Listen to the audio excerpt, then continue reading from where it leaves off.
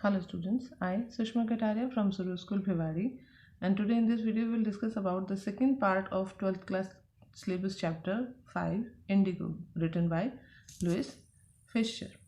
As you know that in our previous video we have discussed about a problem of pigeons while they are having a contract with British landlords, and because of that reason they are having some kind of problem in their life. So, most of the cultivated land in Champaran district was owned by Englishmen who divided them into various estates. The peasants were the accounts of these lands. Englishmen forced the peasant to cultivate indigo on the 15% of their land and to give the crop to them as rent. Okay, I hope you understand that. तो इसमें problem क्या था? What was the agreement? Question is that what was the agreement between the Indian peasants and the landlords, the British landlord? क्या दिखाया कि चंपारण में जो most of the land था वो था इंग्लिशमैन के अंडर था. क्लियर? सो उन्होंने लोगों को जो इंडियन पीजेंट्स थे यानी कि फार्मर्स जो थे उनको बोला हुआ था कि that you have to grow indigo. Indigo जिसे हम नील की खेती बोलते हैं. Clear? You have to go indigo and उसका जो कल्टिवेटेड पोर्शन होता था उसका 15% उनको दिया जाता था. Clear? And all this done through a long term agreement. एक बहुत लंबे समय से ये जो पूरा प्रोसेस है वो चलता आ रहा था. But the landlord came to know about the chemical indigo prepared in the Germany. अब देखो यहाँ पे जो इंडियन इंडिगो था उसका टर्म था कि that you can grow it in every year. But जो जैसे ही ब्रिटिश अथॉरिटीज़ को पता चला कि जर्मनी में एक केमिकल इंडिगो ग्रो हुआ है, एक chemical indigo prepared by in Germany, they started demanding money from the poor peasants in order to cancel their agreement as they no longer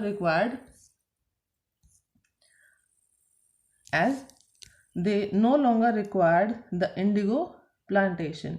The sharecropping system was very annoying, so many of the peasants paid for the cancellation of the agreement.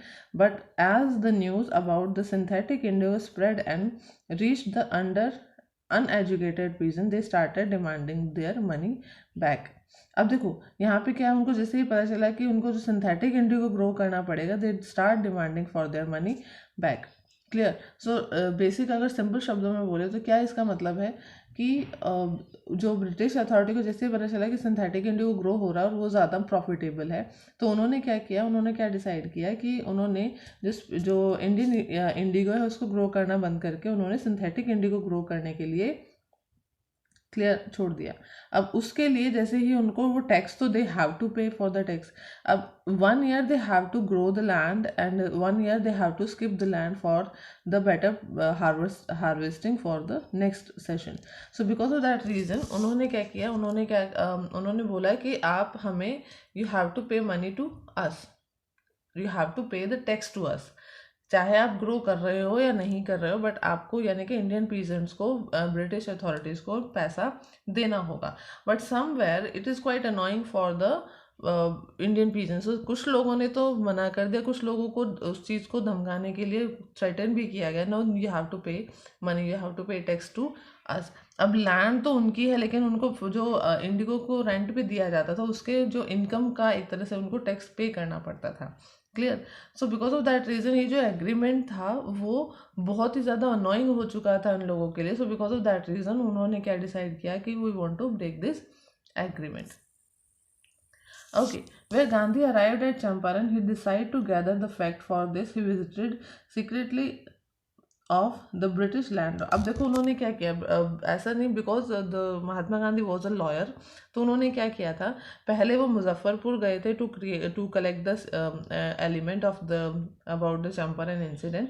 उसके बाद चंपारण जाने से पहले उन्होंने क्या decide किया कि उन्होंने ब्रिटिश लैंडलॉर्ड्स जो है, एसोसिएशन जो है, उनके पास गए to collect the evidence and to collect the things. But The secretary didn't answer him because he could not give any information to any outsider. मतलब उन्होंने वहाँ पर भी उनको कोई satisfactory response नहीं मिला गांधी जी को. After this he went to the commissioner to treat. अब उन्होंने डिवीजन जो ये हो रहा था 15% का और बाकी 75% का 95% 85% का जो डिवीजन हो रहा था उस चीज़ के बारे में भी उन्होंने बात करने की कोशिश की. But the British authority was not ready to talk about this. So though Gandhiji was threatened by the commissioner, he didn't leave the place. He went to Motihari, which was the capital of Champaran. He was joined by several lawyers. He went to the house, which was later converted into the headquarter. He started his inquiry into the matter. अब देखो यहाँ पे क्या है, उन्होंने क्या किया कि जैसे ही उनको पता चला ब्रिटिश लैंडलॉर्ड्स को कि Gandhi ji was about to arrive in the Champaran village, so उनको लगा कि it is not good for their own territory. So somewhere जो कमिश्नर है उन्होंने उनको ये बोला कि आप जहाँ हैं वहीं रहेंगे, आप अपने प्लेस को छोड़ेंगे नहीं. सो बट उन्होंने लेकिन फिर भी जो गांधी जी है वो वहाँ गए, उन्होंने मोतीहारी गए और वहाँ पे उन्होंने एक घर में they stay there and maximum of lawyer was there with him because he was a lawyer. और Gandhi ji was great influence in Indian at that time. So उन्होंने इंक्वायरी के लिए सारी चीज़ जो लॉयर्स को बोला and they try to collect the most and more information about the Champaran incident. Gandhiji decided to visit a nearby village when he came to know about the incident of an ill treatment with a peasant. In this way, the superintendent messenger stopped him. अब देखो जैसे उनको पता चला कि अब जैसे मैंने बोला था कि उनको धमकाया जा रहा था, डराया जा रहा था पैसे लेने के लिए to break that agreement, so to not break that agreement. So यहाँ पे गांधी जी जब उनसे मिलने जा रहे थे तो सुपरिटेंडेंट ऑफ पुलिस ने उनका एक मैसेंजर आया सुपरिटेंडेंट का to stop him. Clear. Gandhiji received the notice and signed a receipt on which he wrote that he would not obey the order. As a result, Gandhi summoned to appear a court next day. अब देखो यहाँ पे it was the first time ever when Gandhiji do not follow the law. एक तरह से उनको law breaker के वो साबित हुए थे and because of that reason they have to appear in the code. अब देखो एक और नेक्स्ट इम्पॉर्टेंट पॉइंट, क्योंकि गांधी जी लॉ को बहुत ज़्यादा follow, being a lawyer he have to follow the law, but this is the time जब उन्होंने लॉ को फॉलो नहीं किया. So because of that reason यहाँ पे बहुत सारे ऐसे इंसिडेंट्स आए जिसकी वजह से इस चैप्टर को पूरे को turning point in his life बोला गया है. So first time ever in his life he do not follow the law. Clear. He telegraphed Rajendra Prasad and asked about him to came to Bihar and get some powerful people along. He sent some guidelines to the ashram and also telegraphed the whole matter to the viceroy. Matihari was full of peasants as they wanted to support Gandhi. They knew. अब देखो उन्होंने क्या कहा that Rajendra Prasad को because he was a prominent personality eight that time, तो उन्होंने गांधी जी की support करने के लिए उन्होंने राजेंद्र प्रसाद को लेटर लिखा कि please help in this kind of matter. They only knew that was Mahatma was wanted to help them and in trouble due to some official, because some officials are there who don't want that Gandhiji involved in Champaran incident, and because of that reason he wanted the help of Rajendra Prasad. So it became difficult for officials to control the mob मतलब जो crowd है उसको control करना. they had to take Gandhiji's help to regulate the crowd. अब उनको क्या करना पड़ा, because गांधी जी को कोर्ट में सब जाना पड़ा था, तो उन लोगों ने क्या किया, दे ट्राई टू हेल्प. उन्होंने गांधी जी से ही हेल्प ली कि प्लीज़ अपने जो हमारे जो यहाँ पे भीड़ इकट्ठा हो रही है उनको कंट्रोल करने में हेल्प करें. Okay. So he was giving them concern of concrete proof that their might it was dead. And अब देखो यहाँ पे क्या है, unquestioned could be challenge by Indian. अब देखो यहाँ पे सिंपल सी बात है, जब इतना सारा जो गांधी जी को ले जाया जा रहा था क्राउड कोर्ट में, at the time huge crowd start creating over there, तो इससे क्लियर पता चलता है कि जो गांधी जी है वो कहीं ना कहीं एक जो इंडियंस के जो ब्रिटिशर्स के लिए एक चैलेंज के तौर पर खड़े हो गए हैं इंडियंस के लिए. सो it was a very concernable matter for the British authority. As the situation getting very tougher, the lawyer requested the court to postpone the trial by some days.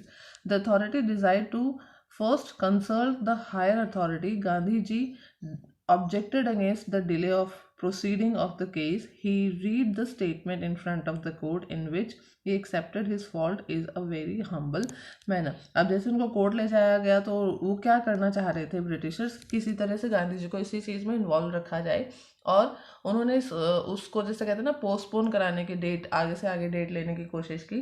But Gandhi ji ने कहा कि no, I don't want any further date for this particular issue. I accept my mistake and I surrender for this. और उन्होंने बहुत तरीके से उस चीज़ के लिए सरेंडर यानी कि सॉरी बोल दिया कि no, I did wrong and because of that reason I am very sorry. क्यों वो उन्होंने ऐसा किया? रीज़न क्योंकि वो चाहते थे कि वो इस मैटर से जल्दी निकल के वो जो चंपारण है उस मैटर में लोगों की हेल्प कर सकें. So he said that he was not a lawbreaker and he did not want to go against the law, but his duty towards humanity has a greater influence on him. समझ में आया? तो उन्होंने एक पहला reason बताया कि question आएगा आपका, why he being a lawbreaker while he was a own lawyer. तो यहाँ पे क्या कहेंगे? Because he was having a great duty towards the humanity and उसका जो इन्फ्लुएंस है उस ह्यूमैनिटी के इन्फ्लुएंस के कारण उन्होंने वो फोर्सफुली वो कदम उठाया and he prove as a law breaker. He refuse to leave the town because he wanted to help the share croppers at his worst moral duty. क्योंकि जो कमिश्नर था उन्होंने क्या कहा था, सुपरिटेंडेंट ने क्या बोलता that you have to leave the space. Clear? लेकिन यहाँ पे जो गांधी जी है उन्होंने इस चीज़ को करने से मना कर दिया. So first time he disobey the order. The magistrate asked him to arrange the bail because he was going to give him judgment after 2 hours long back. Gandhiji refused to seek bail and later on he was released without it. When the court proceeding restarted, the judge refused to deliver any judgment for many days to come. He allowed Gandhiji to remain free. अब क्योंकि उन्होंने clearly sorry बोल दिया था, तो इस वजह से जो गांधी जी को क्लियरली बेल मिल गई, मतलब रिहा कर दिया गया था, उनको कोई बेल नहीं मिली. बेल का मतलब होता है that he have to be in that kind of premises. लेकिन इसीलिए उन्होंने क्या कर दिया, आपको फ्री किया जाता, there is no need to be there. So in this video we will discuss till that point. In the next video we will discuss the rest of the point. I hope you completely understand the given assignment where you have to do in your fair notebook. Clear?